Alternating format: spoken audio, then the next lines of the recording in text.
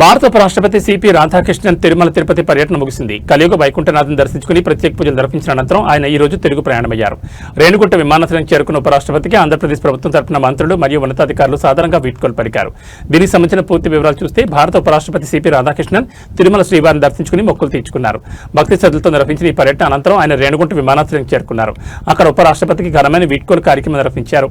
రాష్ట్ర దేవాదాయ శాఖ మంత్రి ఆనం రామనారాయణ రెడ్డి ఉపరాష్ట్రపతికి పుష్పగుచ్చం అందించి సాధారణంగా వీడ్కోలు పలికారు. ఈ వీడ్కోలు కార్యక్రమంలో చిత్తూరు జిల్లా collector doctor yes Venkateshwar, Srikalahasti MLA Bojjala Sudhi Reddy, పలువురు ఉన్నతాధికారులు పాల్గొన్నారు. ఉపరాష్ట్రపతి పర్యటన విజయవంతంగా ముగియడం పట్ల మంత్రులు, అధికారులు సంతృప్తిని వ్యక్తం చేశారు.